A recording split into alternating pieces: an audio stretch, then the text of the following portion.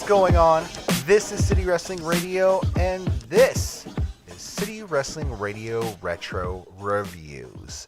I know it's a mouthful, but I'm your host. I'm Corey Smith, hanging out, as always, in the Diamond Studio ever since the world got flipped upside down on its ass and joined live via Zoom chat. I mean, I got to put the graphic in now, like live previously recorded.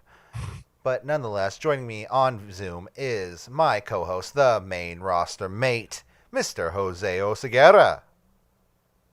How you doing, sir? How everybody out in the interwebs doing? I'd like to start this episode by making a sincere apology to you and to our fans that like to watch and follow along, as you will. I'm sorry for including the year 2000 in this retro review. I should have kept it simple with a 96, 97 review. Oh, you wanted to do Cow Palace. I'm sorry. That's silver lining. Well, silver lining. Super Brawl. My sincerest apologies. Super Brawl 2000. If you suffer through this thing with us. Oh, and you know the worst part of it is that I've been trying to do my homework, so I actually watched 4 episodes of Nitro building up to this. Oh, so sorry. It's okay. I mean, it was just mind-numbing hours of my life taken away from me. I got to see David Flair get his ass kicked by Terry Funk, so that was okay. Yeah, and I mean, seeing Daphne, in her early stages of the career, that's pretty cool. Yeah. I felt, yeah. Well, I mean, we'll get to Daphne, but it's like every time I did see Daphne, I did get a little, not like teary-eyed, but a little like, oh. A little up. Daphne. But anyways, nonetheless, we're going to talk about it. Super Brawl 2000. Jose, what did you think of the show? Big crab sandwich. It was so bad. It was so fucking bad. Yeah, I mean, there's a reason why I apologize at the top of the show. And my God, I mean, even the Ernest Cat Miller stuff, he was enjoyable back in the day. He was entertaining. Even that stuff was like, oh. No, man, none of this. I mean, none of this. I mean, I wasn't a fan of. I think there was very little on the show, and we'll get into it, that I was a fan of. But it was just comparing like a pile of shit to a trash bag full of shit. You know what I'm saying? Yeah. I'm actually trying to review some of the notes I have. Can't do it. And man, it's hard to find the highlight. Well, I mean, Vampiro Kidman. Yeah. I mean, yeah, it sucked, and what can we say? Let's get into it, though. Start off with the first segment of the night. Well, I guess we'll talk about Super Brawl in general. Super Brawl 2000 took place in Daly City, California, at the world-famous Cow Palace Arena. This took place on February 20th, 2000, about 22 years ago and we're recording this on that is kind of weird. 22 years ago on we're recording on 2/22/22 or whatever. Yeah, and it was 20 and 2000, so 2000. Whoa, dude. February 0220. Dude, I feel like our 2000 versions of ourselves are going to come through in a time portal. Oh, yeah. I mean, that would just be complete the full circle. Yeah. Nonetheless, Cow Palace, an attendance of 8,569. I was not there. I was not at this WCW Super Brawl 2000 because, well, this is after I've given up on WCW.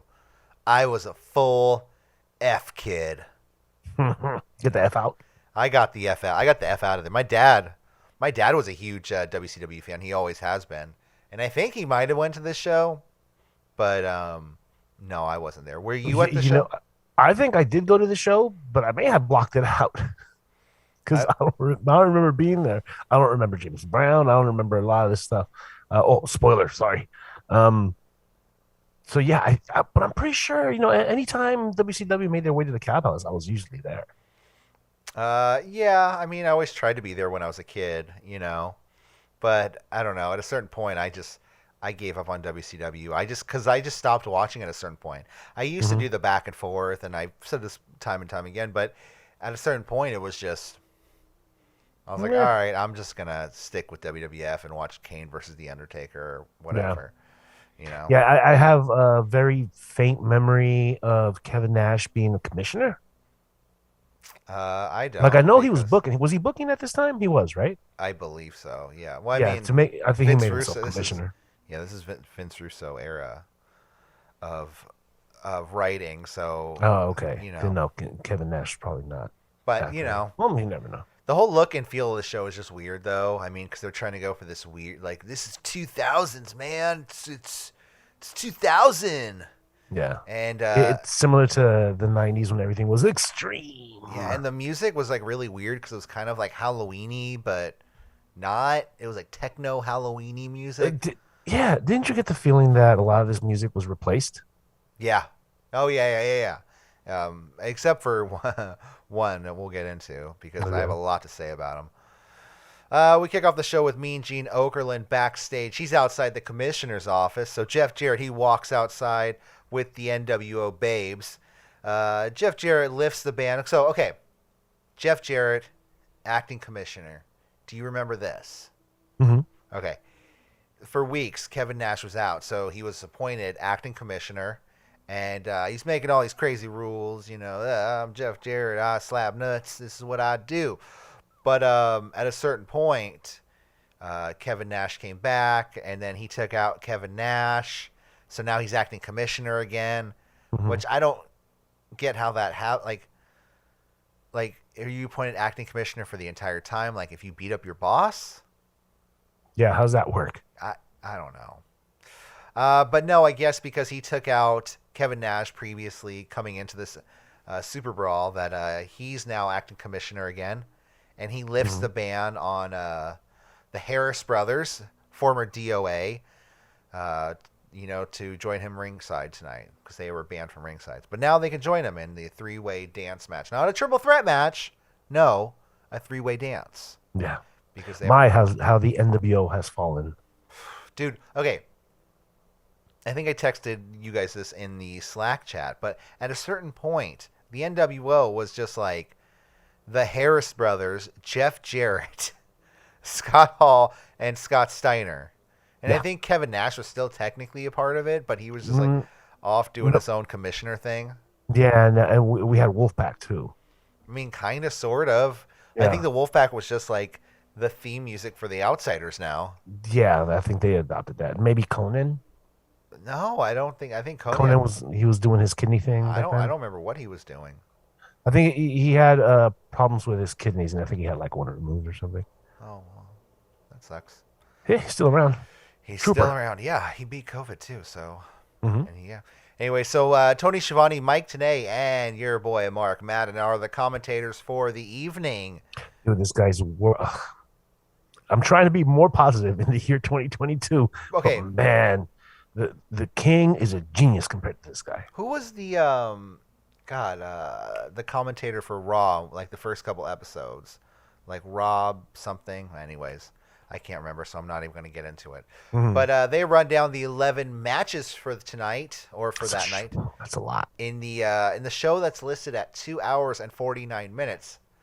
And I wonder how much was actually cut out because, like I said, I watched the lead up to this, and a lot of these nitros, a few of them had a warning before it. It was like, we are trying to show this, like, they basically said because of like this, like the way this was shot, we don't have all the footage, so we're trying to present this in the most complete way possible with the footage that's been provided to us by WCW. Oh shit! They didn't keep good records. So I don't know if they lost footage. Yeah, or something like that. Well, with paper, I can understand with nitros and stuff, right? Because the VHSs land everywhere. But with pay-per-views, those usually went, to commercial market. So they probably have the majority of the pay-per-views. But now, as you say that, 11 matches in 2 hours, they didn't go over 3 hours. How is that possible? And every match tonight felt like they ended halfway through. Like right when the match felt like it should have kicked into like third gear, as the trendy insiders say, they just stopped and they were just like, pin, oh win, oh Oh, okay. Well, if we're talking about Vince Russo, that makes sense because he didn't have those guys, those WWE guys finishing things for them. Hey, listen, bro. They got to be under 10 minutes. We got to give Hogan time. Yeah, bro. So we kick off with the first match of the night, WCW Cruiserweight Championship match. The artist, formerly known as Prince Iaukea, with Paisley, or if you want to just, I was gonna make the Velveteen Dream reference, but I'll just put it there like that. Good job. Versus Lash LaRue, who I don't remember, but I do. I always remember his name because, like I said, I didn't watch WCW at this time, so Yeah. don't know anything about this guy. To me, he seems like a a Florida Jericho ripoff. He is You know what I mean? he is the Razor Ramon of the WCW. Oh my god! When Scott Hall left, when Jericho left, they got Lash LaRue, Like, and I think they even mentioned it, right? I think because at least in one of the episodes of Nitro, he comes out with like that shiny shirt that Jericho used to wear, and Oh I'm like, boy, that's the exact wow. same shirt. Did Jericho leave that behind? He left in his locker room. I'm just leaving. Yeah. So how did we get here for these two facing off? These two men who are both neither they're cruiserweight champions. There was actually a cruiserweight championship tournament because on the January, you're gonna like this build up, Jose. Yeah. On January 16th, 2000, Oklahoma. You know Oklahoma. Yeah. So we didn't see him on Super Brawl, did we? I, you know what? I think we did. No, Briefly. but he was in the build to this because he defeated Medusa for the cruiserweight title. That's where I saw him. Yeah, that's where I saw him. Talk about fucking Vince McMahon attempted murder of the cruiserweight title type of bullshit. Yeah. You know what I mean? Like Joe Gacy facing for the cruiserweight title. Medusa Ed Ferrero, in right? Oklahoma. Yeah, yeah. Mm-hmm. Versus Medusa, and then it was weird. That whole situation was weird Yeah. too. I don't even get what was. I know they were trying to rip on JR, but I just didn't get the whole situation. I never did. But anyways, he since relinquished the title. That set up the tournament. See below. Because I have a bracket right here that I'm looking at. Right. We had Psychosis. The first round of the bracket, I'll go like this. Psychosis defeated Kaz Hayashi. Nope. Kaz Hayashi. Sounds like a great match. The artist formerly known as Prince Iaukea defeated Kid Romeo. Sorry, Kid Romeo. Yeah. Lash Count, right? LaRue. I believe so. Was he part of 3 count? I think he was the third. Okay. No. That was the other guy. The other two were in the tournament. Evan something. Evan Courageous. Yeah, Evan Courageous was. Well, the yeah, third oh yeah. member of 3 Evan count. Courageous was defeated by Lash LaRue. Shannon Moore defeated his 3 count stablemate Shane Helms. Then we went into Kaz Hayashi versus the former artist formerly known as Prince Iaukea. He took the win over Kaz Hayashi. Lash LaRue defeated Shannon Moore. That got us here. So what the participants seemed great. The brackets seemed great. We got shit sandwich. Well, I mean, they just want to push young talent, and I get that at this point, but they're pushing young talent who have no, okay, let's run down this list. Psychosis, yeah, maybe, but Psychosis is kind of long forgotten. Is not young talent. Yeah. You know, Kaz He's Hayashi. young. What were you going to say about Psychosis? Well, Psychosis was probably in his 30s at this time. Yeah. Kaz Hayashi, I don't remember him. Like I said, he came out in the era when I didn't watch, so I know nothing about him. The artist formerly known as Prince Iaukea, his character is Prince. You know what I mean? 100%. So, and I don't see how that's getting over with the fans because I'm sure it wasn't. He's trying to do like an "I'm better than you," and especially, that in the early 2000s, the year 2000, that's not going to get over. The androgyny of it, it would get over in 2019, not in the year 2000. And then 3 count, and I don't know. I dug 3 count. I thought they were over. I mean, they weren't over at all. I mean, we'll get okay, but then I was just marking out. Lash LaRue, like I said, Jericho ripoff. The match starts when the two men begin brawling in the dark. Paisley She gets some kicks in on Lash LaRue in front of the ref, and they kind of no DQ throughout the entire night. Yeah, that's I don't get it. I don't get it. Rules don't matter, I guess. I mean, especially I think it's funny in WCW for a company that used to enforce the like DQ when you get thrown over the top rope. I was just about to bring that up. Yeah. Like I said, Paisley goes for those kicks. Lash goes for the shake, rattle, and roll, but receives a super kick instead by the artist. This cruiserweight. So this doesn't feel like a cruiserweight match at all. Like to me, like you have Lash LaRue and Prince Iaukea, and it just to me it felt like two guys just kind of going back and forth, and they were trying to do a cruiserweight match. Mm-hmm. Like they were trying to attempt what they saw before. But when you compare it to the great WCW cruiserweight matches you had opening shows before, you had Rey Mysterio and fucking Eddie Guerrero. You had Eddie Guerrero and Dean Malenko. You had Dean Malenko and whoever else. Dean Malenko. Perry Saturn, Juventud Guerrera. Yeah. Billy Kidman. So, to me, I don't know. It felt like they were just trying to copy a cruiserweight match. Yeah. Lash in the Tree of Woe, and the artist charges towards him with the knees. They go back and forth. It looks a little clunky. Thank God Mike Tenay is one of the commentators because he's able to cover just everything. Mike Tenay is a godsend. Like he's the best thing on this show.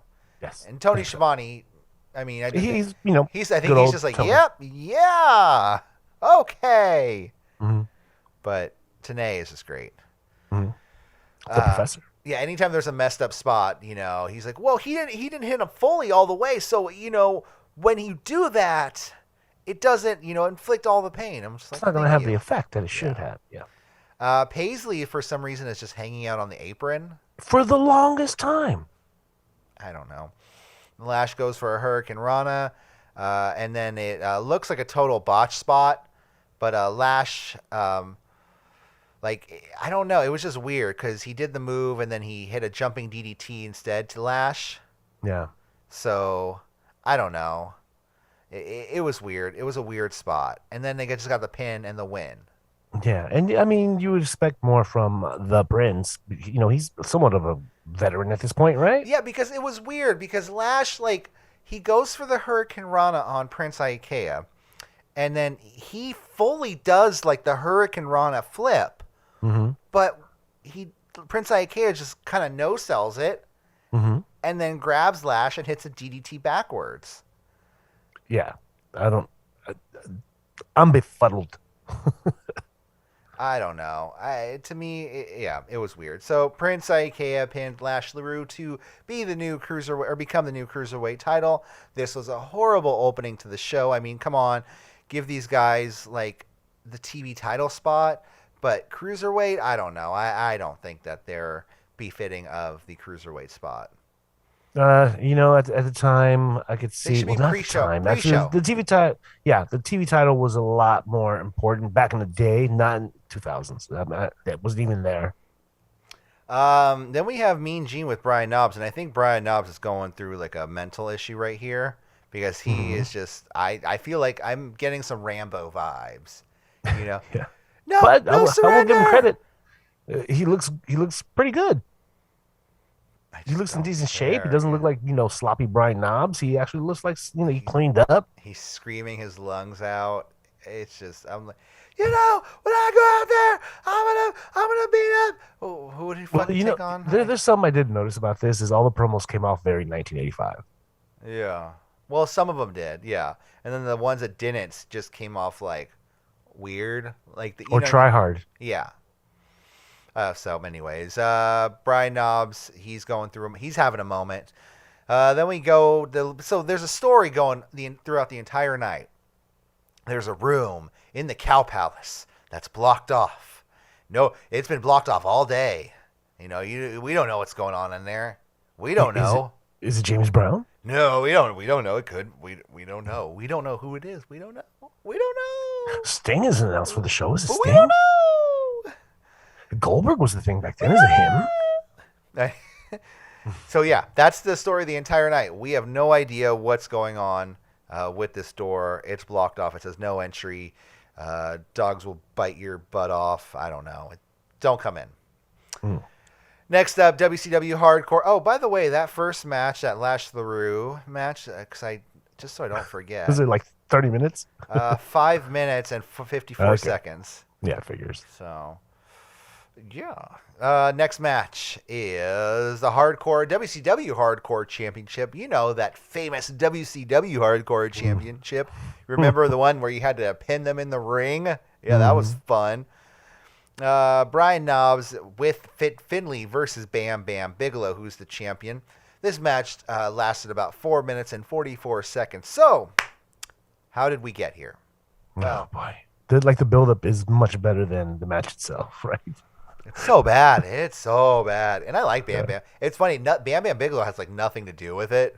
He's just kind of like an innocent bystander to two guys just fucking having the weirdest like bromance breakup, get back together. Okay, so, well, Brian Knobbs, he was the hardcore champion. And his mentor, Fit Finley, who also wears camouflage, Finley turned on Knobbs in a match back in January to help Bam Bam Bigelow win the title. So far, so good, right? Yeah. So now Knobbs has been training with Finley to win the title back. Oh. What? Hey? I watched 4 episodes of Nitro to this build-up.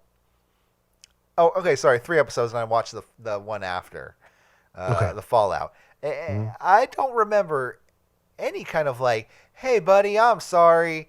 Oh, that's all right. I'm going to help you win the title. Oh, thanks, man. I appreciate that. You're going to help me train? Just one day they were together? They were just like, I right here. Maybe I missed something. I mean, there's a chance I could have fallen asleep. Well, we do know that there's been lost footage. And there's lost footage. There could have been a whole segment with Brian Knobbs and Fit Finley's, reconciliation. Mm-hmm. But we don't know. So Brian Knobbs' music is what I can only describe as some cheap Huey Lewis instrumental cover song. Dude, both themes were, ugh. I don't know. It's just funny. It's just he's supposed to be like this hardcore guy, and he's coming out, screaming and clapping, and it's just kind of funky. You know? The harder rock and roll is still beating. Pretty much. Just think of something like that, like an instrumental cover of that they would put in like. Okay, so like the Back to the Future game can't afford the Huey Lewis rights, so they have to get like some cover band that's kind of like it. It's like Huey Lewis and the Missing from Fake News or whatever. Oh my God. Yeah. So they battle on the outside. Finley distracts Bam Bam early. He's just kind of like, "What's up? What's up? What's going on? Come over here, Bam Bam. You giant beast. Come over here." I really like Bam. Like this kind of show, after watching him for a couple weeks, like I really like him. Like he's really underrated. You know what was really cool? The faction is the Triad. You remember them? Was that that was Canyon, Bam Bam, and DDP? Yeah. I don't remember them. Well, I mean, you named each member. I mean, I knew of them, but. Oh, okay. Well, I mean, there were a good crew that should have went further. So these guys battle into the very, very cheap Cow Palace hallways. Like the fans are just like, "Whoa, we're on camera!" Woo! I love this because I love the moments before camera phones. Like before, everyone had a phone, like a camera on their phone. Every time they see a camera, they're just like, "Hey, woo! Oh my God!" It's much better than. I mean, I guess, but these guys, like, people are throwing food at them, and they're battling in the hallways. Like it felt like someone threw some chili at the wall. Yeah, I don't know. That wasn't chili. They're literally, and then these two guys are literally slamming each other as softly as they can into like tables, and it's all that's happening. Like when I say they battle into the hallways, they're just like, boom, boom. Boom, boom, and lightly grazing the walls. Yeah. It was probably one of the safest hardcore matches I've seen. Well, save us hardcore matches. I'll talk about death matches later. Oh, Jesus Christ. And then they were using a plastic garbage can too to hit Bam Bam with. Yeah, Angel's the worst. Yeah, just like come They on. just kind of bounce like dong. The whole Cow Palace thing. I'm like, dude, what is going on? There's plastic everything in this arena. Mhm. Plastic everything the entire night. So It's the year 2000. Knobs pulls a table out of the ring. He sets it up in the corner. Knobs attempts to throw Bam Bam into the table, but Bam Bam reverses and Knobs smashes into the table. We get a greeting from Ashbury Park to Knobs. Bam goes to the top with a chair. And then he sees Finley coming. He just fucking throws the chair at Finley. You can see Finley just like run like, whoa, shit. Right. Well, that was in the script. After Knobs, Knobs asked Finley to leave the match. Remember that? Like, I forgot to mention that. Like, he asked him to leave the match. It's a hardcore match, man. But Finley, I mean, he asked Finley, like I'm saying, Brian Knobs asked Finley to leave the match. Yeah. You know what I'm saying? So it's just like, to me, it's like, just leave, dude. Nobody wants you here. Mm-hmm. I mean, come on. Bam Bam is crotched on the ropes. Brian Knobs hits him with the cast. Oh, yeah, because they both have cast. Everybody has cast. Everybody. I don't know what is going on in WCW in the year 2000, but there's at least 4 people on the show with broken arms. Nobody was drinking their calcium. Well, they're all old school guys, too, so think about it. Anyways, Knobs hits Bam in the head with the garbage can lid on the outside. Oh, yeah, he did pin him on the outside. He pinned Win. This is the worst hardcore match ever. At least the one, at least for me reviewing. You know, I'm just saying compared to the ones I reviewed. Mm-hmm. Can't compare to others. Okay, which I think this is probably the highlight of the night for me. What, Ric Flair? Oh, no. No. The security guards. I'm going to talk about these guys. Okay. These guys real quick. Okay. Mm-hmm. So the Cow Palace, they have security guards guarding both Scott Hall and Sid Vicious' locker room, you know? And you got 2 sets of guys outside each door. So the guys in front of Scott Hall's door are just like, okay, you got it? No one gets in. You got it? He goes, yeah, okay, that's fine. So then they cut to Sid's locker room, and the guy looks at the other guy, and they probably said, just say that line that the security guards just said. Mm-hmm. And the security guard says, okay, nobody gets in. I don't care if it's the president.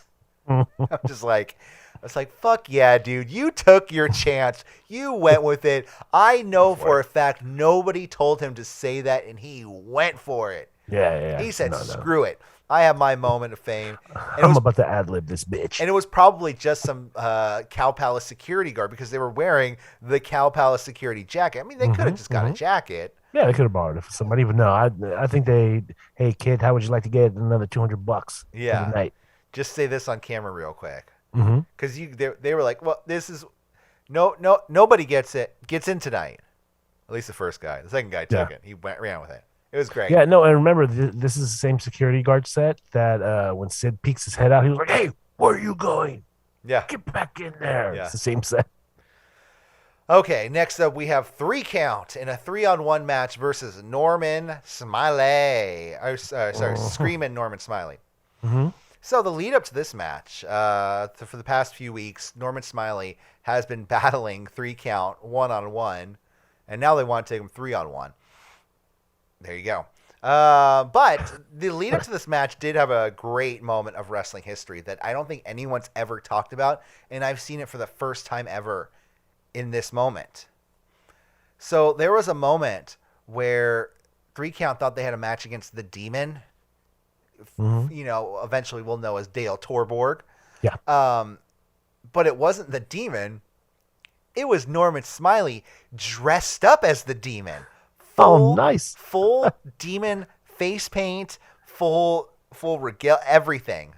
Just like so we have Norman Smiley cosplaying as the Demon, and it was the best thing ever. I have to get pictures of that. Like, yeah, I mean, hopefully I put it up there on the screen. Yeah, wouldn't that be great? Wouldn't that be great? So Norman Smiley, like I said, 3-on-1 now. Or you went after them 1-on-1, now it's 3-on-1. This match begins with a little bit of brawling, but wow, it's really basic. Mhm. Norman with the Jerry Rice number 80 jersey. That's What true. about? Old school Jerry Rice jersey. But there are some good fluid lucha spots here. I mean, Norman Smiley is very good at what he does. Oh, yeah. And a 3 count, they're not bad at what they do.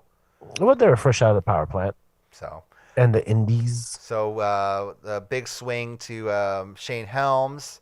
3 count begins their 3-on-1 on Norman Smiley. 3 count rips the Jerry Rice jersey off of Norman, exposing the ribs.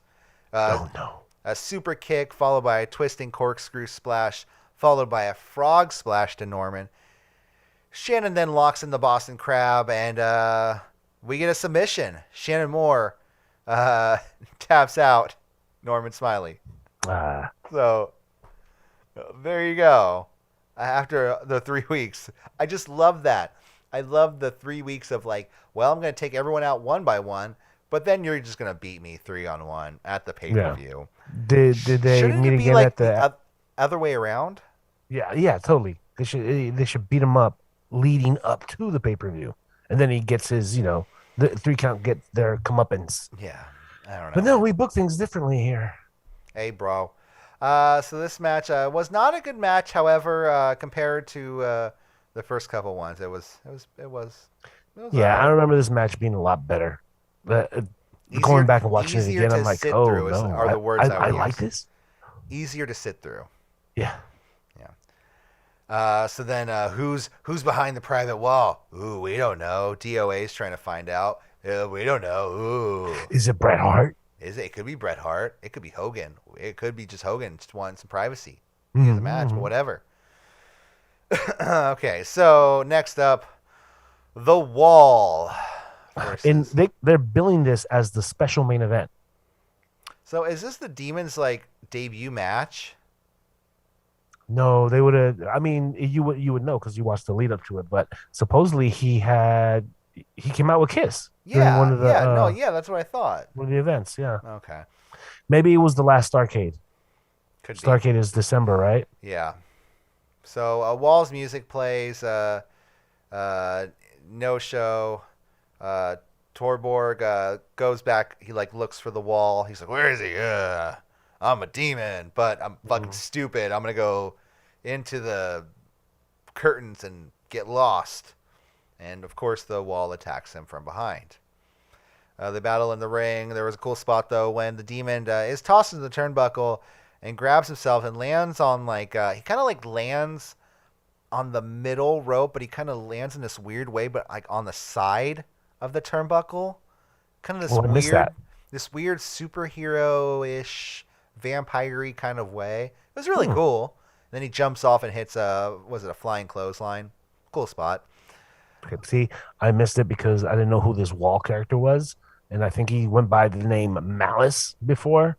I don't know, dude. And while I was looking down, it was what happened? He's like the German hitman, right? Like that's what he's supposed to be. I think so, yeah. Like from some sort of movie. Like, I mean, I know this is before Fast and Furious or something like that, but some sort of like James Bond or like I don't know, GoldenEye. I mean, there we go. Sounds like it. Oh, okay, there you go. Yeah, I am the one. I crush you, James Bond. What a great game, GoldenEye. But he like listens to like rock and roll like Nirvana and stuff because that's edgy. That's why he doesn't like the demon. Yeah, exactly. Ooh, glamour rock. Wall takes over and slows it down. Demon goes up to the top rope. Wall grabs Demon by the throat, gives him a choke slam, pin, win. It was a nothing fucking match. It was like I don't even get it. I don't even know why it was built up for this match. I didn't even see any build up for this. Like for the past few weeks, like the Demon's sarcophagus is what it's called, I think. Has been kind of around the arenas. Everyone's like, "Oh, well, the demon's coming back, or the demon's showing up. Oh, the demon!" But then, like, why is the Wall beating the demon? Like, yeah, they should be pushing Dale Torborg. I mean, they got him. One of the I don't want to say the greatest bands, but one of the most famous bands in the world, Kiss. They're not being respected enough for the guy to not be a jobber. You know what I mean? Well, I mean. I don't know. I think that was, a different era. Maybe that I don't know. Maybe that was a different era. It Yeah, wasn't that and long ago. you know what else too? I don't think the Demon was current management production. You That's know what what I I was mean? saying. Yeah, that's what I was thinking. Maybe that was Eric Bischoff was in charge, and then when Vince Russo took over, I don't know, man. All I remember is Tony Schiavone marking out for Kiss. Hmm. Yeah. So the wall pinned the Demon Dale Torborg.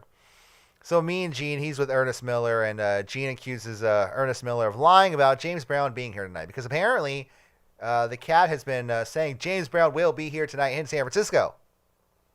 Not tonight here in San Francisco where I'm at, even though I am in San Francisco, nor at Jose's house, but in the year 2000 because I think James Brown is dead, right?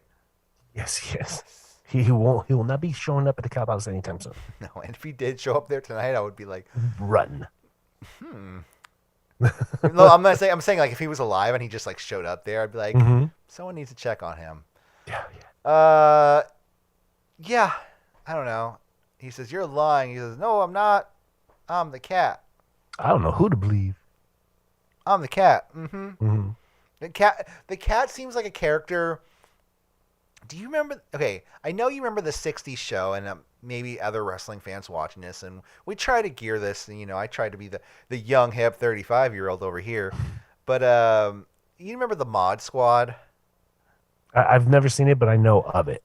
You never saw the movie? They had a remake movie. Yeah, yeah. I'm more referring to the movie because I saw the movie in the '90s, Okay. and I watched a Okay. lot of movies when I was a kid. Mhm. And it's just the cat is a very '90s character.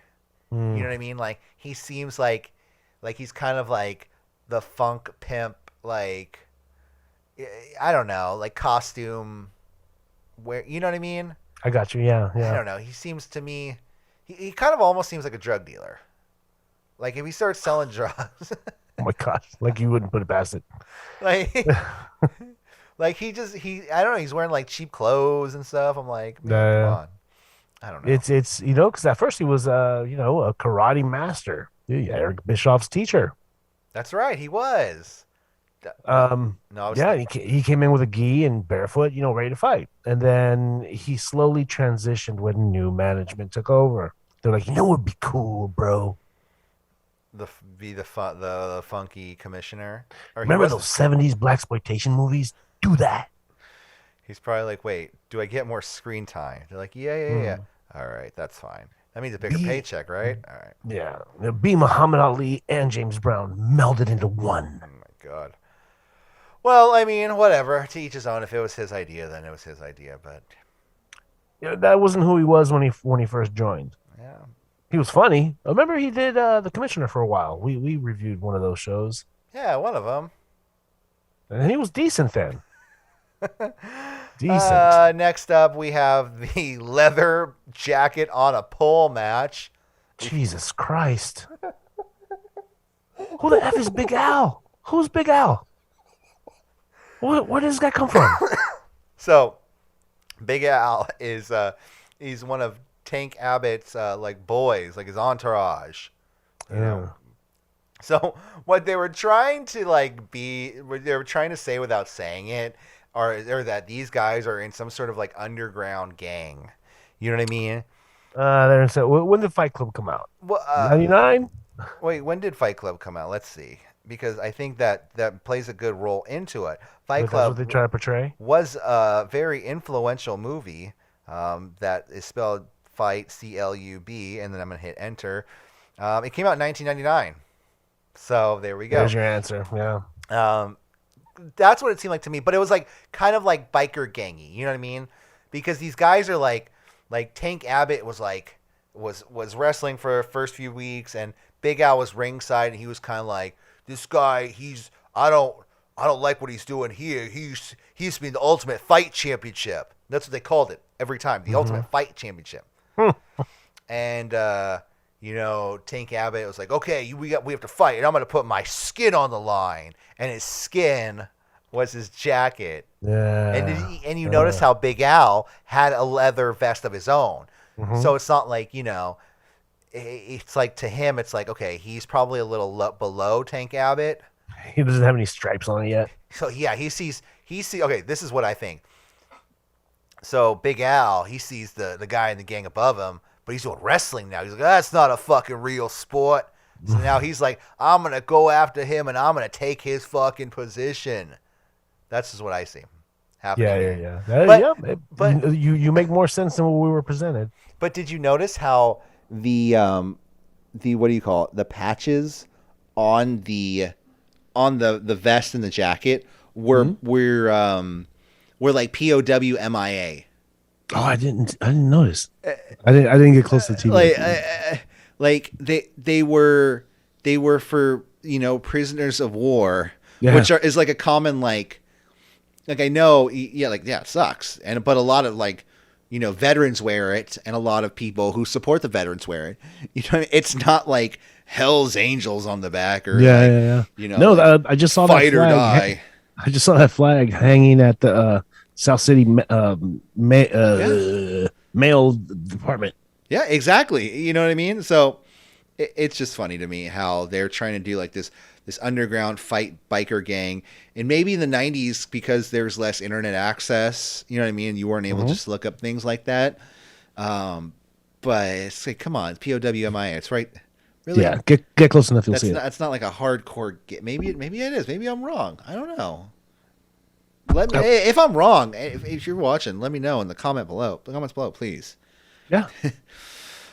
So let's see. Back to the match. Damn it, we have to talk about the match. Yeah, 4 minutes and 34 seconds. This match was 4 minutes. It felt like 20. Every match did, dude.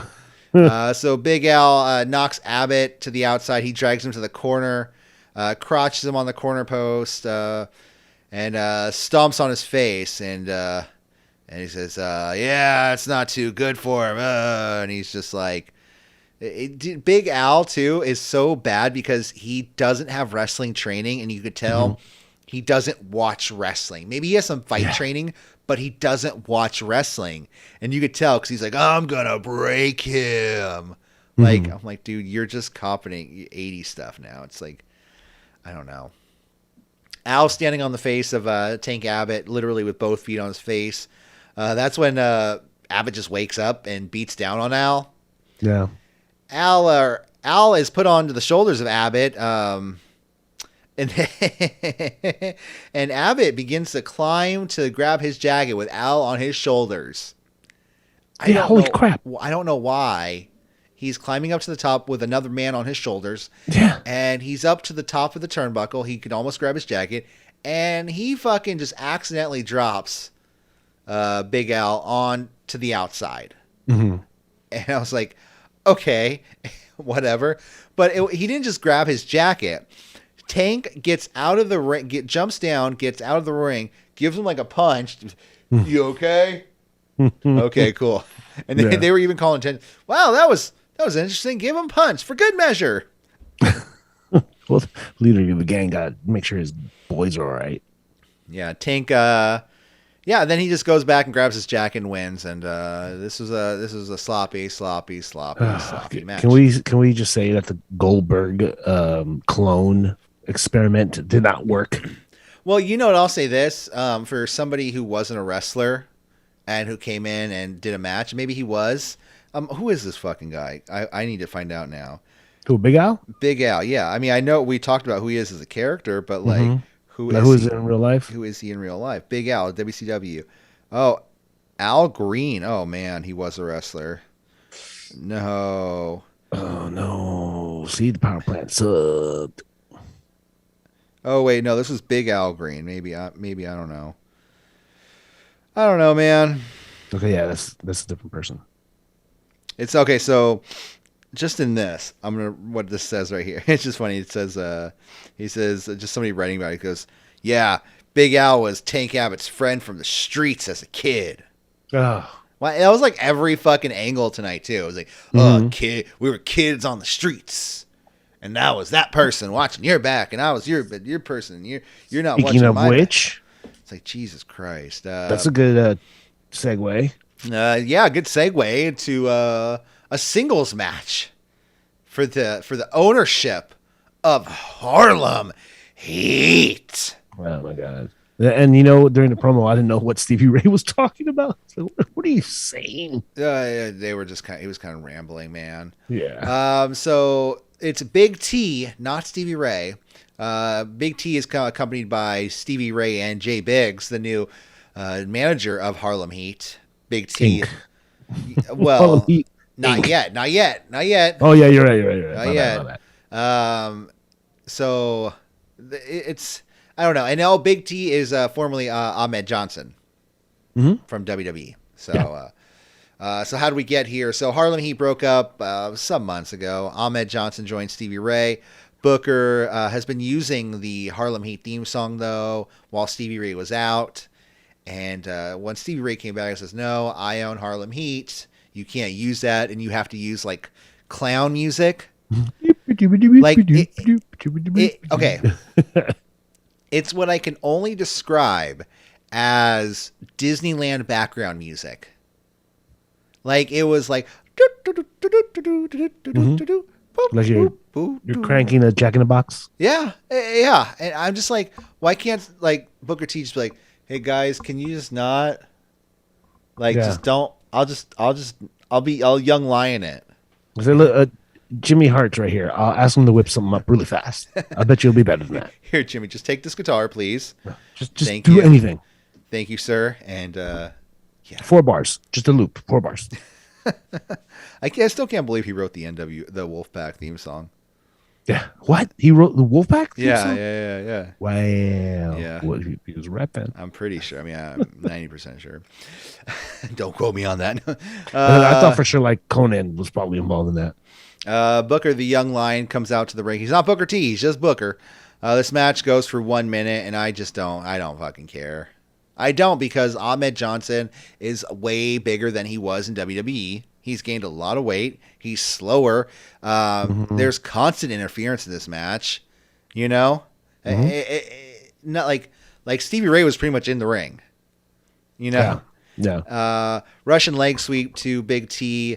Harlem sidekick to Big T. We get a bookend followed by a missile drop kick. The lights go out, and as Booker was pinning Big T, and this giant man appears, and Booker is just shocked. This giant fat man appears, and I'm sorry, the guy was fat. He was fat. He was very, very fat. What can I say? Booker or Big James, T. is that you? Well, do you know what his name was? No, what was his name? No, I don't know. They didn't say. They said it like the next night, but I forgot to write it down. Oh, okay. But it was like Cervantes or something. Oh, okay. The closest they got was 300, 350, 400 plus. Yeah, I mean that was a cool gimmick. I do like that the way that he kind of said that, like he goes, each man was bigger than the next, but the way he said it was really cool. Well, you know what that was. It's the super machine, the super giant machine. No, the super machine, the giant machine. Yeah, I mean, I like Jay Biggs though. You know, what can I say? He's a good manager, or at least from what I've seen. Yeah, just not cam aware. No. Like I think he made a lot of these comments to the fans and forgot that there were cameras behind them. Yeah. Yeah. Booker held back a lot in this match too. He had to. Yeah. He was going at a different speed. He was going at, he's used to going 90 and he was going 50. And then after the match, Jay Biggs introduces us to Harlem Heat Incorporated. What do you think of Harlem Heat Incorporated, Jose? I think that's whack as fuck. They get some weird take off of like Money Incorporated. Yeah. At every 80s gimmick there was, everything was incorporated. It's weird, man. Mm-hmm.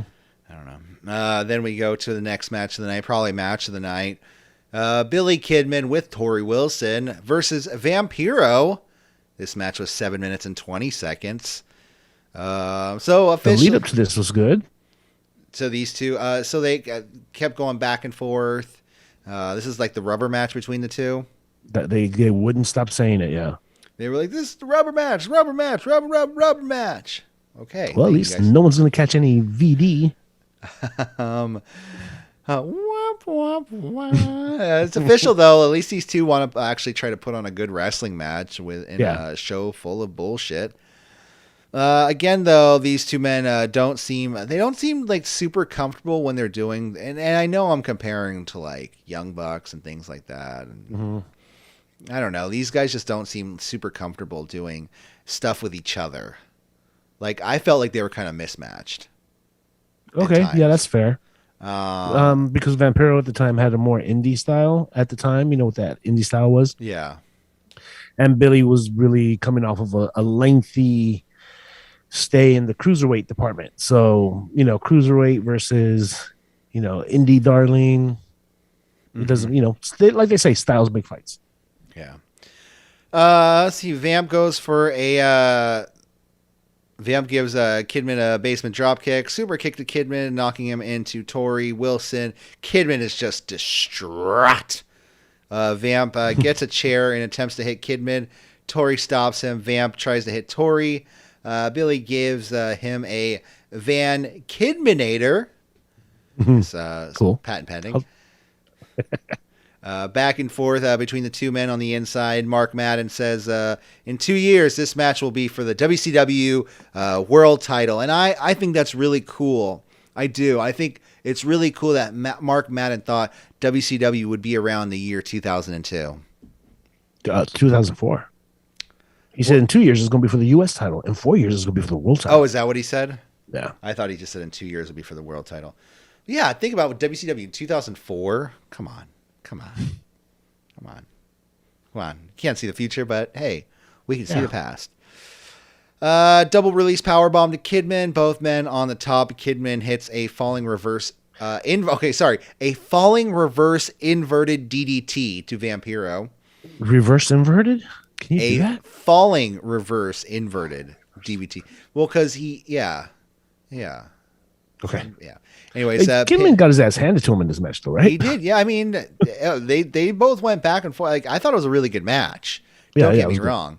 Mm-hmm. But I mean, was it a really good match, or was it just the best match on this show? It's the. I mean, it could be both. Goggles. It could be both, or it could just be just one. Okay, it's at least one. In AEW, this is a okay opener nowadays. Yeah. Okay.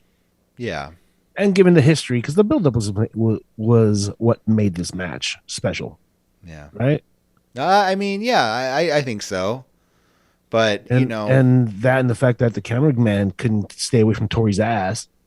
I mean, they got it. There was no internet at the time, Jose. Yeah. So we got to give people some stuff to put into the spank bank, I guess, right? Yeah.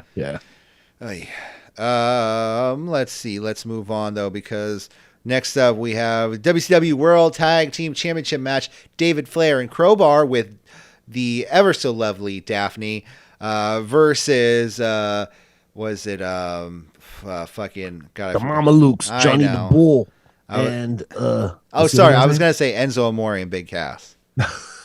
Because every time their fucking music hits, it's just like I wanted to just like, how you doing? It starts out exactly not exactly alike. It's like they play like this stereotypical Italian music for the Mama Lukes, or what do they call them? The Paisans. The Paisans. They're supposed to be called the Paisans because Mama Luke's is like a not derogatory, but it's kind of like a Mama Luke, I don't know. But me neither. Big Vito and Johnny the Bull of the Mama Lukes defend their titles. 11 minutes and 22 seconds in this match. So it's a Sicilian stretcher match where I guess all members of either team has to be stretchered out. That's not what they said. They said that the tag team has to be stretchered out. Yeah, well, both men. You got to stretch out the manager too, apparently. So how do we get here? Crowbar, David Flair, and Daphne have been attacking the Mamalukes for weeks on end. They finally, until they agreed to a Sicilian stretcher match for the titles. Yeah, I need to learn when David Flair lost his shit, because this is where they had a clip where he's holding the crowbar and he's just going batty. I don't think he lost it yet, because there's still like the next night on Nitro, there's still a scene where he's with like Rick and he's like, "You're my son and you listen to me. That's what you do." And I'm just like, what's going on? Yeah. Oh, well, it's that whole thing. Your dad didn't come help you. Come get your son for the death match. Oh yeah. Yeah. Eventually, Daphne gets in the ring and she hit a Hurricane Rana on Johnny the Bull. Disco tries. She did great, but Johnny the Bull was a little late to the party. Disco tries to get involved, but he gets maced. Something. He catches something to the face. Yeah. Lion Salt to Vito by Crowbar. Crowbar sets up table in the corner, tries to throw Johnny the Bull into the table, but reversed. And it gets reversed into a power bomb to Crowbar through the table, which was a cool spot. And Crowbar got, I think it might have been Mark Madden. He got referred to as one of the best talent in the company today. I mean, Crowbar is always really good. Mm-hmm. I can't take it away from him, Canyon, and David Flair wasn't horrible. You know, I mean, people rip on him. He was greener than a dollar bill. Yeah, he wasn't a good worker, but I mean, he was entertaining. Yeah, Daphne was great. Luke's are working. So Johnny the Bull hits a modified leg drop to David Flair. Disco is wandering around the ring because he's still blinded by the mace. It's funny because he gets up, he sits down, he gets up again, but he's blinded the entire time. Yeah. Luke's tied David Flair to a stretcher, so he's the first one out. Now it's 2.5 on 1 or 2.5 on 1.5. I don't know. Yeah. Horrible tape job, by the way. What, on the stretcher? Yeah. Dude, they were just like, yeah, nobody taped anyone. They used the wrong tape, right? It should have been duct tape. Yeah, I don't know. I think they tied them with a cloth. I don't know. It was horrible. He felt like they were trying don't break the tape, don't break the tape. It was horrible athletic tape. Oh, great. What are they going to do? Nice. Before I break everything. There we go. Okay, here's the point. Just leaving it.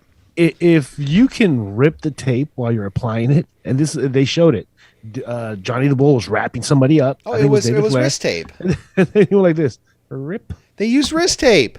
Yeah. You're good to go. Now, why wouldn't David Flair be able to escape that?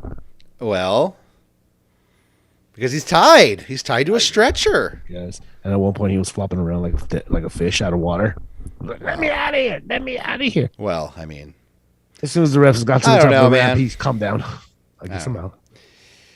Let's see. Crowbar sets a table up on the outside. Johnny the Bull uses a lead pipe to knock out Crowbar. Crowbar is set on the table, and Vito hits a splash to Crowbar through the table. Luke's tie Crowbar to the stretcher. He's taken out, but they're not done. They go after Daphne and tie her to a wheelchair, and Mama Luke's win. Yeah, dude, they shoved the sock down her throat. That's fucked up. That's fucked up, yeah. But Daphne, I mean, every time that camera was on her, she was screaming at the top of her lungs. And hamming it up, too, yeah. You know. I don't know. I don't want to make this a whole, let's remember Daphne, and I miss her. But it's like, at the same time, it's like, she's great at her job. You know, you can see she was full of life. And, yeah. This match wasn't the worst match of the night by any means, but it didn't seem like no one knew what they were doing. No one went up to each other before the show and was and talked about it. Not anyone, not production, not the wrestlers, not the commentators. It was just bad. BAD, bad. They had 4 spots planned out. Daphne getting tied to the wheelchair. Yeah. Both Crowbar and David Flair getting wrapped up with the tape, and then Johnny the Bull's leg drop from the top. That's all they talked about. Yeah. And I mean, I don't know. It was cool. I like the team of the entertainment value of both teams. I actually kind of like the Mama Lukes. They're funny. They're both good wrestlers. Vito is fucking very athletic, you know. And so is Johnny the Bull. So we shouldn't have got a stretcher match. Every match on this card is hardcore or stretcher, or they're all gimmicked up. Yeah. No, I mean, it's Super Brawl 2000. Yeah, we got to fight. It's a brawl. Super fight. So next up, we have the Cat. He comes out to the ring. I thought he had a match with Maestro. No, he didn't have a match with Maestro. Oh. So first off, who the fuck is Maestro? It's Buddy Rogers' son. Oh, is it really? No. Oh, that's what. He looked like him though. He looked like a giant baby. He looks like a giant baby. He has some, although I will say I think his his valet is very, very nice looking. Symphony. Symphony. Yeah, it's a stripper's name, but whatever. I'm not going to get into that. Anyways, Cat comes out to the ring. He introduces James Brown, and it's a fake James Brown, and everyone boos. And Maestro says, "Say, that's not a real James Brown!" Ah! And he's screaming at the top of his fucking lungs. And apparently, the James Brown family or his trust wouldn't allow WWE to use some of his music, so they use like the lamest. Like some whatever, like funk music they had on stock music. There was like some weird ass. So eventually, Maestro's yelling, and then out comes James Brown himself and the entourage, and everyone's freaking out. And James Brown, he's fucking dressed like the Joker, and I think that's on purpose. Brown doesn't do or say much, but he does have a dance off with the Cat. And apparently he gives Cat his seal of approval. I don't know. I don't know. I don't know. It was dumb. It was dumb. Like, it was always time, and this was longer than most matches. They were having a dance off, but James Brown was like, all right, yeah. Well, you notice too that the Cat was trying to, catch some heat at the beginning of the segment, and they totally cut him off, and they brought out James Brown without him even introducing him. Yeah. Like the fake James Brown? Yeah. It was dumb, and it didn't need to be, especially with a bunch of matches that like felt like they were halfway done. They were half the matches were under. I think more 2/3 of the matches of the show were under 10 minutes. They were like at 8, right? 7 or 8. Well, I mean, some were 4, some were 5. You know, they're all varying times. So, it was pretty funny though. I will say that. It was dumb. It was pretty funny. Next up is thank God, we're going to see some violence.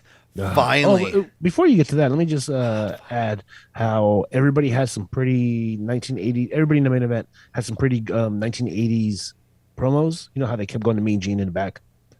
Well, it was Sid. Scott Hall. Who both of them were wrestlers in the 80s. Yeah. Jeff Jarrett, I mean, he's been in the business forever. Yeah, but no, Scott Hall actually came off. It was refreshing to me. Hey, I don't care, man. This is height of Scott Hall's like downfall. Unfortunately, he's a different guy. Really? Because I thought he looked like I was trying to look for signs. No, I mean like he was having tours in Europe. I guess he was getting into a lot of fights at bars, and he was drinking a whole lot. But nonetheless, so we're not going to talk too much about that. We're going to talk about the Texas Death Match happening in San Francisco. Terry Funk versus Ric Flair. 15 minutes and 40 seconds. Hey, 22 years ago, Ric Flair looked great. That guy's been 100 for 100 years. Wow. So this match, nobody bled. It was a Texas death match. Out of all the Terry Funk death matches ever, I don't know, like that like Terry Funk is one of the great death match wrestlers. And Terry Funk just did not. I know he didn't get along with Vince Russo at all. That's the thing. So a lot of the times he would I felt like he would be told what to do and he would do it, but then he would try to change it like halfway. Cause I don't know. I think there was a point in this match and we'll get there. But so leading up to this match, he's trying to get the match with Rick. So he has a match with David Flair and he's like, I'm beating up. It's an I Quit match. And he's beating up on David Flair. And then all of a sudden, Terry just goes, you know what, kid? I'm done beating up on you. I quit. And I was just like, what? Like, what? You wanted to lose? Like, what? Why don't you just beat him up? Like, just put the microphone to his face. Yeah, he would. Yeah, I don't know. Let's see. So, apparently Ric Flair wanted to team with Terry Funk before all this, but... what do you call it? Funk was like, you wouldn't be a pimple on the ass of Terry Funk or something like that. So how about 1970s promo? No, these two. So they lock up. They go back and forth. It's just these two men. I feel like they're just arguing over the past. Did you hear the rules? What? Oh you God! Hear the rules? Oh God! I forgot because I wrote it down halfway through. I didn't hear it. So, the rules of this match are fucking stupid. Insane, right? They're the worst the rules I've ever heard. So, in order to get someone down, okay, so you have to win. You have to either pin your opponent or submit them. Mm-hmm. And then after that happens, if they don't get up by a 10 count, then you win. So if you pin them, they have to be down for 13 seconds. So you can really get 15 falls. It doesn't matter unless they answer the 10 count. Yeah. So it's dumb. These two men, they're arguing over the past. I feel like they're just two old men. Terry, he's throwing strikes, but he just seems like he's swinging in the air. The two battling in the corner. Chops to Funk, strikes to Flair. We get an outside-in suplex to Flair. Funk locks in the spinning toe hold. We get another suplex to Flair on the outside. Terry is tossed into the railing. We get another suplex to Flair. And that's when I just realized the rules are just dumb. We get a running kick to the gonads of Terry Funk. Flair beats down on Terry Funk with a plastic folding chair. Mm-hmm. And that's when I realized something's up with Terry in this match. Like, he's just kind of doing suplexes. He's doing a few moves, and he's not doing much else. Yeah. So, something I noticed, we give a figure four to Terry Funk. And, we get the first submission, to Funk, because he taps out immediately. Yeah. And Funk beats the 10 count. So then we keep going. Pile driver to Flair. I looked at it. I was like, oh, yeah, submission. He won. Oh, wait. No. Pile driver to Flair on the outside. Terry pulls back the floor mat. We get a pile driver to Flair on the floor mat. Flair beats the 10 count. That's when Terry Funk grabs the microphone and begins to ask Flair if he quits. It's the wrong type of match, Terry. Oops. I was like, okay. So he's beating down with the mic, and then he gets a table. He gets a table in the ring, right? And Terry, this is when I feel like Terry feels like he has to do something to explain himself. He's like, I got this table in the ring because I'm gonna put Ric Flair through it. I'm like, yes, we know that. Who else would you do? Like, what else would you be doing with that table? I thought you would bring the table out, and then you were going to bring a chair and write a paper on the desk. Are you going to fucking have a picnic? How to beat Ric Flair in 10 steps. So we get a pile driver through the table. That's when I'll give it. The crowd does come alive at this point. They fucking. It looked good. Yeah, everyone jumps up. Funk grabs another table, but unfortunately, he doesn't give us an explanation this time. Funk sets table up in the ring, but then goes for a pin immediately after setting up the table. Mm-hmm. Terry sets up the table. Sets Rick on the table. Flair moves, knocks Terry off through the ring post, through the table, and Flair pins Funk. Both men are getting up, and of course, Funk is a little slower than Flair, but the ref is counting 7, 8, 9, 10. Mm-hmm. And apparently they were at the same point, but the camera just cuts to Terry, and they're like, oh, Terry didn't beat the 10 count. He lost. Well, he wouldn't have won because he didn't make the cover first. No, but that's what I'm saying. I know. Well, I know. You're right. Okay, you're right. Okay, that makes according to their rules. You're right. But no, see, according to their rules, you have to make the cover first. So Flair wins. Funk seemed hurt. Flair, I don't know.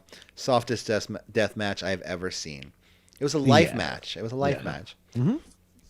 So then life match. Then we get fucking Hogan 1988 with the promo of his life.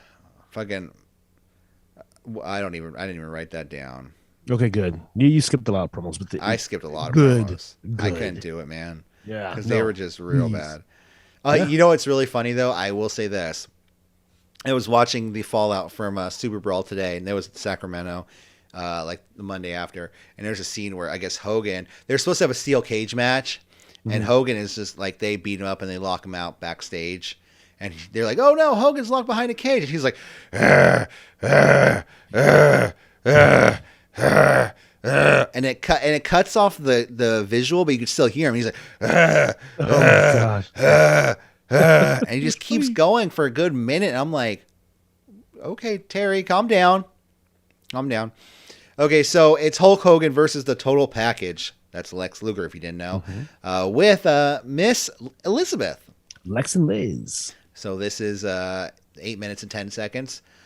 I will say this. So Luger comes out, and he is one chemical spill away from being a Batman supervillain. Yeah. Like, he has who directed, was it Schumacher? That directed, yeah, he has like the Nipplegate. Like he has the music for it. That music was straight out of Batman and Robin. Yeah, you know what I mean. All you gotta do is spill some ooze on him, and he becomes like the total package. And he's like, he tries to like he can grow big and small, and he can be the perfect body. You know what I mean? Dude, you just described Bane in the comic books. Really? I don't know, but I don't know. And he's a luchador. Kane's that's true. He is. So the theme, Hogan's theme is bad too. It's like this weird, like, yeah, we're American, we're going to the ring, yeah, we're American, get off your ass. I think that was his original WCW entrance music. I think it was, yeah, because he was using Voodoo Child exclusively, right? Yeah, when he was yeah, when he was Hollywood. No, even after he went back to yellow and red. Maybe they dubbed it over. The hot dog mode. Maybe they dubbed it over. Yeah. Because all of his NWO stuff is dubbed over. Yeah, no, it's true. They never have Voodoo Child, never. Hogan runs to the ring, but is cut off by Luger. Luger continues to beat down on Hogan. Hogan builds a comeback, but it's Hogan spots. Eye rake, back rake, rips off his shirt. You know what gave me a good chuckle? What's that? When Mark Madden said Hulk Hogan should combine both of his styles, the Hollywood Hulk Hogan and a regular Hulkamania. I'm like, dude, he only has one style. Yeah, it's heel Hulk, whether he's heel or face. Yeah, I love it, man. It's funny too because I think that the next night he's like, you know what, Luger, I'll win by hook or by crook, and I'm like, what? See, that's a fucking heel. What, by hook or by crook? No, yeah, you just crook. It's in the phrase. Hogan grabs a chair and strikes Luger with it in front of the ref. Luger gets the elbow strike on Hogan, cutting off the Hulkster. Liz attempts to strike Hogan with a bat, but Jimmy Hart grabs the bat. The two battle in the ring. I mean, Luger and Hogan. We get a suplex to Hogan. Hulk smash. He builds a comeback. The Hulk builds up. I can't even think of the words right now. He hulked out. There we go. Punches boot. Jimmy threw the weight belt. Hogan to Hogan, but Luger hits a low blow to Hogan. Luger runs into the ropes, but Jimmy Hart strikes him with the cast to the back. You fucking cheaters. Hogan strikes Luger with the cast to the front. We get a leg drop in the pin and a cheater. Win. Hey, and wait a minute. I call bullshit on this because Lex Luger is supposed to have a steel plate inside his forearm. He could have used that too. No, I mean, it doesn't match to two casts. Those are hard as a rock. You ever touch a cast, Jose? Yeah. Those are especially back in really 2000? Hard. Yeah. Those aren't the soft ones we have nowadays.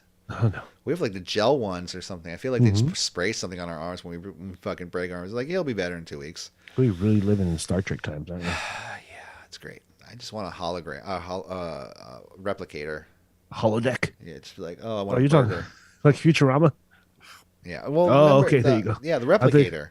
I thought you meant like Futurama, where Fry downloaded Lucy Liu. No, I just want to download like cheeseburgers and stuff. There you go. Yeah, that sounds good too. Flair comes out and beats down on Hogan because we need a Flair Hogan feud. Luger beats down on Flair, but it's Sting. He comes out and he gets the biggest pop of the night. Yeah, biggest pop. So, the logic here, man. These guys they were heated rivalries. They hated each other so much. A mere 2 years ago, maybe even a year ago, for Sting to just be super forgiving like that makes him look like a sucker. Yeah, I mean, Sting just comes out. He's like, "Hey, what's up? I got my paycheck for the night, right? Oh, you know what, brother? You did." Mm-hmm. I don't know. It was dumb. They just wanted to get Sting out there because he wasn't in a match, and they wanted people to see Sting. Was Sting in that room? It must have been him. No, I love how they were like, Tony Schiavone's like, by the way, we heard that wasn't Sting. That we heard he came from another room. So yeah, that wasn't him. So don't worry about that. It was someone else. Instead of another room, just say the rafters. Sting's been in the rafters the whole night, guys. Yeah, don't worry about it. So it was dumb. Next up, our main event of the evening. We have, and this made me hate the pay-per-view that much more. I already hated it, but I figured, okay, maybe we'll get a decent match here. No. What are you gonna say? We get the biggest turd of them all. So Jeff Jarrett comes out first, and to me, he seems like he's not in the NWO, but whatever. Buffer says so, so I guess he's in. He doesn't have an NWO tank that he had a couple weeks ago. He has his own tank. Yeah. He's not wearing NWO tights. He is. His own tights, though, apparently, because I don't know. Apparently, he is. Michael Buffer says so. Yeah, and he didn't come out to the same Kid Rock imitation entrance music. No, I think he remember that. Yeah. No, I don't remember that, but. Oh, okay. It started like it was a copy or, a copy of "I'm a Cowboy, Baby." I mean, that's perfect for him, but whatever. Yeah. No, I think they couldn't. I think they probably had to deal with Kid Rock because remember Kid Rock was in wrestling all and then he just disappeared. Yeah. So I think maybe they had a deal. Like we'll use something similar to your song, and then they couldn't clear it. Now they have to use The Weeknd because that's all they fucking. It's the only person that wants to do business with them apparently. Yeah. I don't know. Even Poppy's like, no, I'm okay. I don't want to do songs for you anymore. All right, Poppy. So Scott Hall comes out to the ring, and I will say this: there is 8 minutes left in the show. I'm watching this on Peacock. There's 8 minutes left, and Scott Hall is coming out to the ring. Yeah, no. Before the death match, I was like, wait a minute. I paused it to see how much time I had left. What do you mean I only have 20 minutes left? Ric Flair isn't even in the ring yet. Yeah. Scott Hall comes out to the ring. Hall and Jarrett are in the ring, and they just begin battling. The ref calls for the bell. Mm-hmm. Like, the champion's not in there, dude. Yeah. So everybody's favorite car mechanic, Sid, comes out because, car mechanic. Dude, he is so like a car mechanic from like the middle of Route 66. He owns a gas station. He's really good at what he does, but like he wants to stay owning his pops. His parents are still alive, and he's helping them with the medicine money. But he has to wrestle now to make the money. But he's world champion. Mm-hmm. Got a great backstory for him. Nice 80s, and I do love Sid comes out and the match has already started and everyone's battling. The ref's just like, oh yeah, by the way, holds the belt up in the middle of everyone. The Harris brothers just begin tripping Sid, and Jeff Jarrett and Hall they battle Sid. There's a ref bump even though there's no DQ in this match. We get a double choke slam to Jeff Jarrett and Hall. Jeff Jarrett strikes Sid with the title. Hall goes for a series of roll-ups.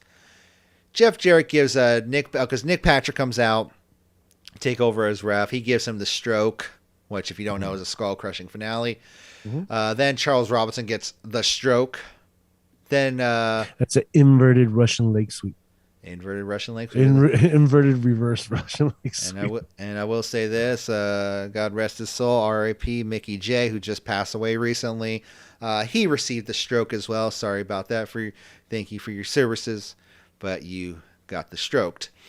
And then out comes the heel ref, the new heel ref of the year 2000, Mark Slick Johnson. With the biggest smirk on earth. Who is this guy? I don't know. We get an outsider's edge to Jeff Jarrett, and Slick goes for the count, but he has to stop halfway through. Hall is befuddled. Jarrett goes for the guitar, strikes Hall with it. Out comes Roddy Piper as a ref. Apparently, he was the one. That must have been who was in the room. Oh. Well, he would have known. He knows Cow Palace very well. I mean, I feel like that's true. He probably has a key in his house somewhere that he was like, no, this one's for the Cow Palace. Yeah, I remember. Go in there. I stole the key from the desk. Yeah. And I love Piper. I love everything he does. But this match, man, I don't get it. I don't get it. It's the main event. That's how you're gonna end things. So Roddy Piper comes out. He stops Slick from counting Jeff Jarrett to be the winner. Who I will add is giving Jarrett, and he's giving Jarrett the slowest count too, because he's waiting for Roddy. He's like 1, and he's like, oh shit, 2, yeah. And then he's like, where's Roddy? And then eventually Roddy grabs him. Choke slam to Jeff Jarrett, powerbomb to Scott Hall, pin, win. After 6 referees, no DQ, and overbooking to hell, I thought this was a pretty fun match. Sid looked really cool. I will say that Sid did look really cool. Yeah. You got to give it. And a little less than a year, he breaks his leg. Oh, God. Hall was massively over in the crowd. I mean, in the San Francisco crowd, Hall was over. Yeah. And Jarrett, say what you will, he is one of the better wrestlers on this show. Yeah, and one of the better heels. He's like true heel. He's the 90s version of The Miz. Yeah. Like he is. And you can't get around it. Yeah, instead of TV shows, he was doing country albums. And I mean, it's different, but I mean, like, they were that same heel, they filled that same slot. They had a different character, but they filled that same slot. You know, the guy that goes out and makes they were both like rich, right? That's what they're portrayed as. Yeah, I guess so. Yeah, so I mean, I'll take it. Yeah, I mean somebody that everyone looked at and were like, "Boo, you suck," but they were at the top of the card. You know, nobody thought they could, deserve to be there. I mean, if you look at it, they did their job, right? Compared to like Sid, Hall, and Nash. That's true. Yeah. So that was Super Brawl, and I feel like it just ends abruptly. Again, ladies and gentlemen, I'd like to apologize. Okay, this is my one beef with the fun match of the night, your main event. The reason why I didn't like that match was because it was the epitome of throw the rule book out the window. Yeah. All night we had, rule breaking by everyone. Yeah. Face and heel. And this was just the ultimate FU to the rules. I mean, hey guys, we've been fucking the rules all day. Let's just do it one last time to the epitome of fuckery, as they say. On that note. Well, I mean, it is what it is, man. It's Super Brawl. It's WCW in the year 2000. They're about to go out of business in less than a year? In about a year? Yeah, in about a year and a few months, some change. I think it was in March. Yeah. So that does it here for us. Before we get out of here, though, we do have to think about next month. What are we watching next month? Because I didn't really give any choices. I decided to wait. I need a little bit of a palate cleanser after the year 2000. So I'm going to skip ahead a couple of years to the year 2003. WrestleMania 19. I believe that's WrestleMania 19, right? Yeah. WrestleMania 19 from Seattle, Washington. I almost said Seattle, California. So far, so good. Main event of the show, Brock Lesnar, Kurt Angle. We have The Rock and Stone Cold Steve Austin in a street fight, which I guarantee is going to be better than the death match. Hulk Hogan versus Mr. McMahon. Him again? So, oh no.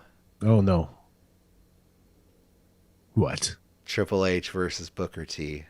Oh no. So guys, WrestleMania 19. Break out the golden shovel. The golden racist shovel. Yeah. All right. Well, at least it'll be entertaining, and we can talk about the history behind that. Yeah, the history of racism in America. Yeah. I'm kidding. We'll talk about it briefly, though. Yeah, and we might get a treat in April and go for another Mania. Yeah, I feel like that would be a good runoff. Because we get Mania. We got Mania coming up in April. Something what? Real? Yeah. I mean, modern day Mania. Yeah. So, all right, guys. I think that does it here for us. For City Wrestling Radio, I'm Corey Smith. I'm Jose Oseguera. And we will see you next time. Bye.